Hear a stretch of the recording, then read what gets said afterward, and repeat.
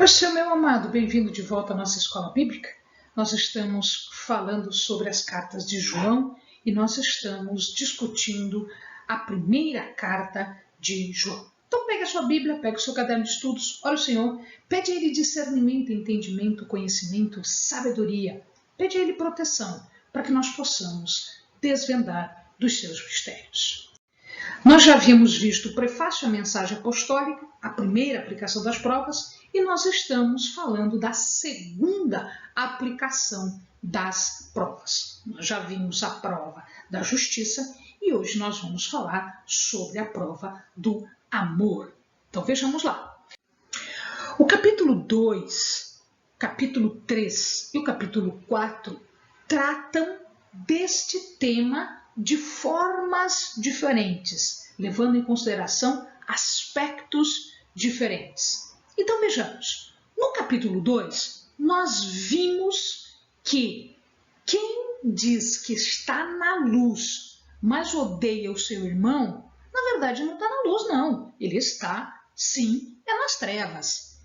Quem ama está na luz, e quem está na luz está sem tropeço. Amados, quando nós andamos por um caminho, por exemplo, à noite, ou na nossa casa ou fora de casa, onde não existe luz, nós vamos ter dificuldade para andar, a gente vai acabar tropeçando, a gente vai acabar batendo em alguma coisa. Se aqui João está dizendo, se você diz que ama e está na luz, porque você ama, você não tem tropeço. Por quê? Luz vai mostrar para mim aonde eu estou andando e onde estão os obstáculos. Ou seja, eu não vou tropeçar.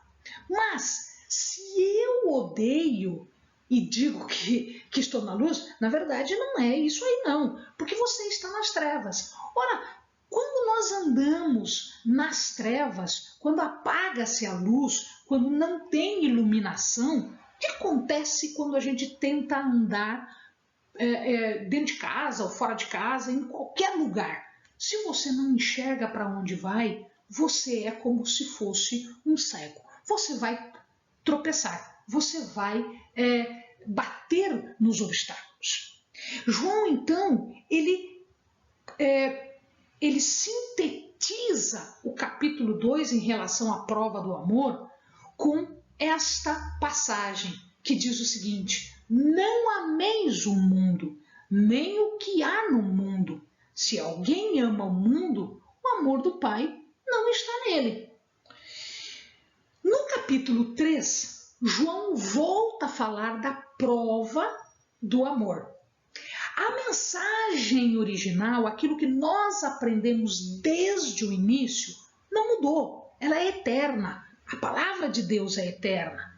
E ela diz para nos amarmos. Ou seja, a mensagem original sempre foi esta: amarmos. Amais uns aos outros. E aqui, João dá um exemplo para nós. O exemplo de Caim. O amado lembra lá no Gênesis, lá no início, quando Caim mata Abel por puro ciúme.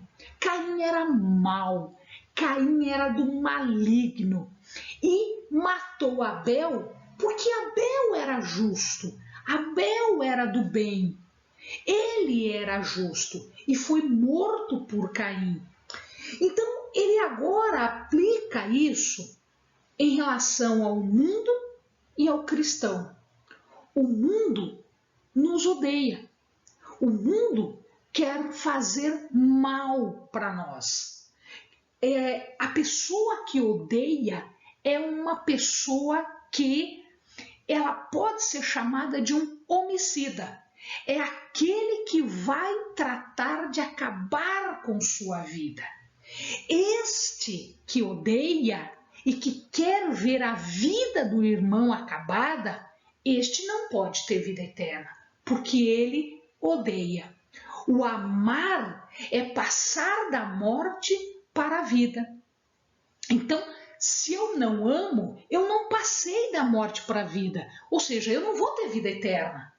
Quem não ama está morte, está nas trevas ainda. Porque conhecer o amor é conhecer o amor de Cristo. Como é que era o amor de Cristo? O amor de Cristo foi tão grande que ele deu a sua vida por nós. E aí João diz isso. Não só João, Jesus já explicava isso, né? João só está repetindo a mesma mensagem original, que nós devemos fazer o mesmo. Nós devemos também fazer de tudo para os nossos irmãos.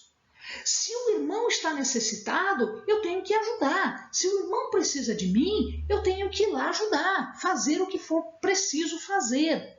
Mas este amor não é só de boca para fora, não é só de falar. Esse amor é um amor de obra, é um amor de verdade. Não é um amor de fantasia que vai aparecer para os outros. Não, é um amor de ir lá e fazer alguma coisa em benefício de alguém, sem pensar, esperar alguma coisa em troca. Porque o amor não é eu faço isso e você me dá isso em troca. Isso não é amor. Eu faço amor sem pensar em retribuição. O capítulo 4, ele trabalha um pouquinho mais em relação ao amor. Ele diz que o amor, ele vem de Deus. Nós, por nós mesmos, nós não temos amor. O amor, ele é nascido de Deus para a nossa vida. Então, quem nasce de Deus, ele recebe este amor. E ele começa a amar porque conhece Deus. O que é conhecer a Deus? Conhecer a Deus não é só ouvir dizer de Deus, mas é ter comunhão com Deus. Porque Ele nos deu o seu exemplo, através do seu Filho, Jesus. Como assim? Porque a primeira e maior manifestação do amor é a manifestação vinda de Deus. Quando Deus enviou o seu Filho para morrer por mim, pelos meus pecados, sendo que eu não merecia qualquer tipo de consideração, qualquer tipo de perdão, ele demonstrou a maior prova de amor. Então Deus nos amou primeiro, Ele começa a nos amar, Ele demonstra este amor mandando o seu Filho Jesus. E este também demonstra o seu amor porque ele se faz propiciação pelos meus pecados, pelos teus pecados, pelos nossos pecados. Então este exemplo, ele é um exemplo a ser seguido, diz João. Aliás, a palavra toda diz isso. Aliás, o Pentateuco diz isso, os profetas dizem isso. Né? Eu devo amar porque eu tenho um exemplo de amor. E aí João pergunta, né? Se você não ama o seu irmão, como é que você pode dizer que conhece a Deus? Como você pode dizer que está salvo? Porque se você diz que ama a Deus, que não vê, que não enxerga, e deixa de amar o seu irmão, a quem você está enxergando, então isso não é amor, isso é uma mentira. Porque você demonstra, você aperfeiçoa o amor através do amor para os teus irmãos. É assim que eu sei que conheço a Deus, que estou aperfeiçoada por Deus, porque eu estou com a mesma natureza de amor, amorosa para com o meu irmão. Então, na passagem anterior, nós vimos que a mesma natureza de justiça me mostra que eu estou na vida eterna. Aqui, a natureza de amor também me mostra, também é uma prova de que eu estou na vida eterna, né? João diz que o temor, o medo, não é compatível com o amor. Ele fala que o amor lança fora todo medo. Então veja, se nós amamos mesmo, nós temos confiança, nós sabemos que no dia do juízo nós estaremos aperfeiçoados no amor e eu não tenho mais medo, eu não tenho mais temor, porque eu sei que Deus é comigo. Então o perfeito amor lança fora todo medo, todo temor, toda desconfiança de que alguma coisa pode não dar certo, porque Ele me ama e Ele demonstra isso através das suas ações. Portanto, em resumo, o mandamento do capítulo 4 e o mandamento desta prova, tanto no capítulo 2, quanto no capítulo 3, quanto no capítulo 4, é este: amar a Deus em primeiro lugar e da mesma forma aos irmãos. Então eu devo amar a Deus em primeiro lugar e amar aos meus irmãos. Então eu vejo aqui que no capítulo 2 ele está relacionando o amor à luz. Nós somos iluminados pelo amor. E se nós estamos em trevas, significa que nós odiamos. Ou se nós odiamos, significa que nós estamos em trevas. No capítulo 3, ele relaciona o amor à justiça e à vida eterna. Significa que se eu tenho ódio, significa injustiça e morte. Ou seja, eu sou comparada a um homicida, a uma pessoa que mata as pessoas, as outras pessoas. Amados, lembrem-se do seguinte, não é só questão de matar fisicamente, não é só este problema de matar fisicamente. Às vezes, nós somos homicidas espirituais e muitas pessoas matam outras pessoas espiritualmente. Nós precisamos amar para manifestação de justiça. O capítulo 4 diz que amor tem aquele que é nascido de Deus. Se você é nascido de Deus, você tem amor. Se você é nascido de Deus, se você tem comunhão com Deus, você tem amor. Se você tem confiança em Deus, você tem amor. Agora, se você tem ódio, você não é filho de Deus. Se você tem ódio, você não tem comunhão com Deus. Se você tem ódio, você vive em medo e terror. Se você tem ódio, você é um mentiroso. O amor e o ódio podem ser comparados em João, na primeira carta de João, da seguinte maneira. De um lado, o amor que nos dá vida. Que tipo de vida, Eleni? Vida eterna. Do outro lado, o ódio que nos conduz à morte e à destruição. Por um lado, o amor que é caracterizado pela justiça, o andar em retidão, o andar segundo os mandamentos. Por outro lado, o ódio é caracterizado pela injustiça. O amor é representado por Deus e Jesus Cristo. Deus nos amou primeiro e Ele mandou o seu Filho, Jesus. Jesus veio e morreu por mim. Isto é a maior prova de amor. E o ódio? O ódio está no mundo, dominado pelo diabo, típico de Caim, que mata por ciúme, que mata por inveja, que é um homicida. O amor eu enxergo pelas obras e não pelas palavras. Eu enxergo pelo auxílio mútuo. O ódio é visto através da morte, do homicídio, do pecado, da inveja, do ciúme, da concupiscência. Características do amor são estas: Deus é amor.